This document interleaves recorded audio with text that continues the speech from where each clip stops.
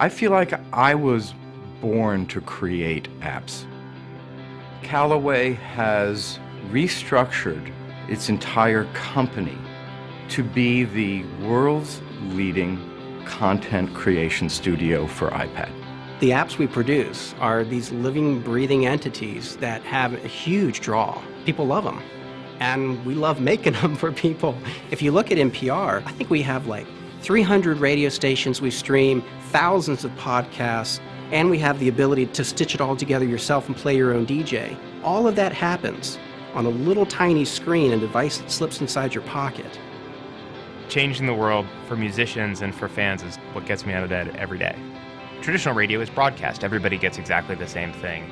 So the big differentiator from Pandora from the vast majority of radio is it's personalized. You get your music. You get discovery that's suited to your tastes. Our hunch was that the iPad was going to be a great media consumption device.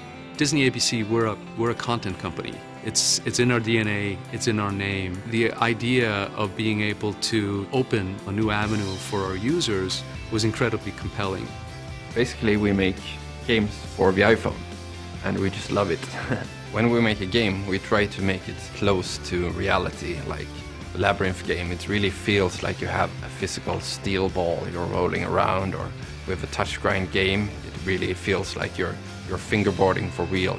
When the iPad was announced, I was sitting there with an ebook in my heart, wanting somebody to invent a device to put it on, and there it was. I have these hundreds of things in my office that are fascinating, and you don't.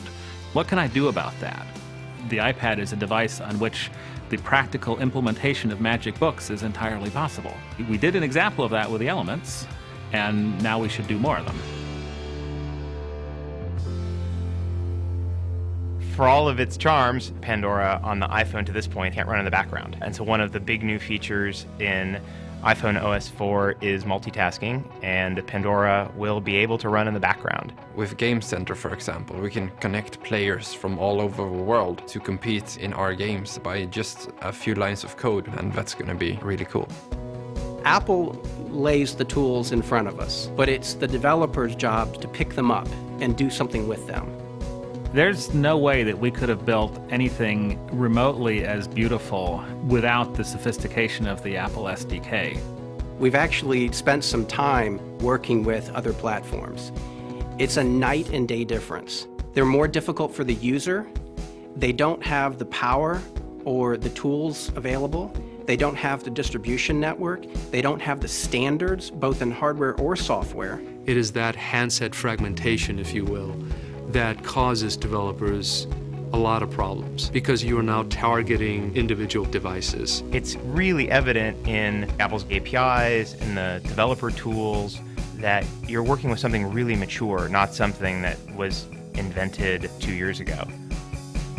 There is a certain elegance and sophistication to the way that Apple has architected their entire solution. It's an end-to-end solution, and that is absolutely lacking on other platforms. I mean, one of the nice things about the App Store is you submit it and forget it, because Apple takes care of all of the hassles of distributing software.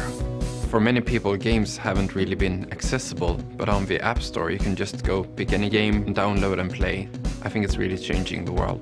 The store that we're represented on is immediately available to hundreds of millions of people all over the world. We'd been trying for about 18 months before the App Store launched to figure out Pandora and mobile. We tried it on all different kinds of phones, and we just had never really got the formula right.